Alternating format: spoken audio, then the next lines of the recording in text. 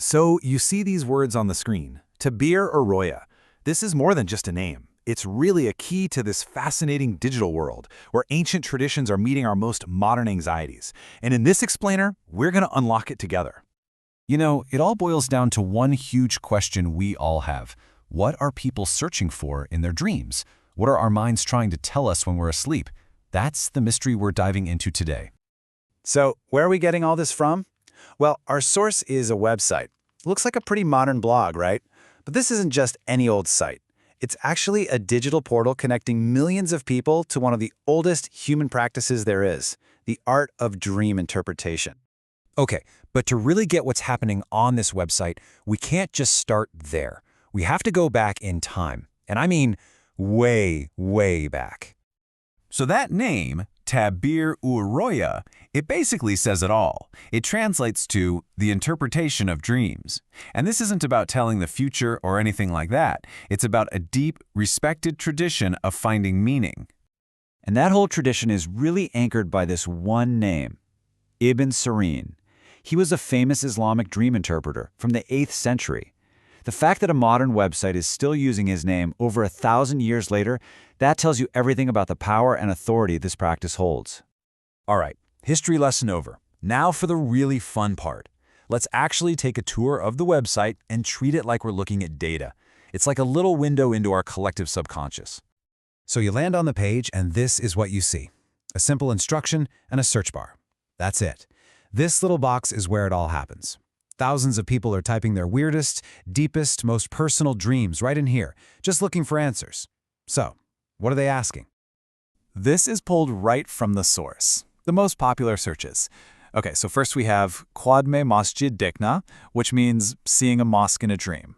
Then seeing a nail, flying with wings, seeing a goat, seeing your own stomach, an orange, and, get this, seeing a honeybee.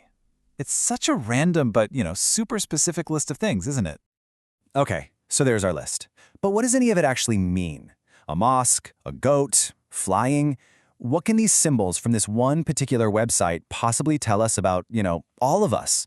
What are the bigger hopes and fears hiding behind these dreams? This is where we get to play detective. Let's try to decode a few of these popular symbols and see if we can find some universal themes that connect them all. And this is where it gets really, really cool. Look how we can map these things out. Dreaming of a mosque? Probably not just about a building, right? It could be about a search for spirituality or a feeling of community. Seeing a nail? That could totally tap into our anxieties about our health, our bodies. And flying? I mean, that is one of the most classic dreams ever. It screams freedom, aspiration. A goat might mean sustenance or maybe sacrifice. And the stomach? That could be about well-being or maybe even the secrets we're holding inside. And it's not just these huge, timeless symbols either.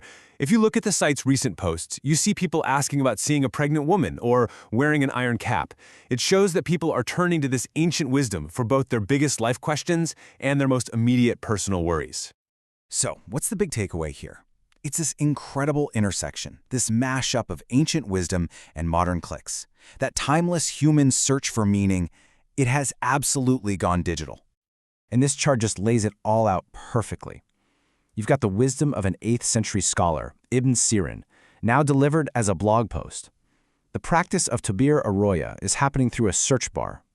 And an ancient tradition passed down through books and word of mouth is now shared with social media links. The whole delivery system has been completely reinvented. What this really shows us is that technology isn't replacing our deep, fundamental human need to find meaning. It's just creating these powerful, incredibly accessible new gateways for us to ask our oldest, most human questions. Which really just leaves us with one final thing to think about.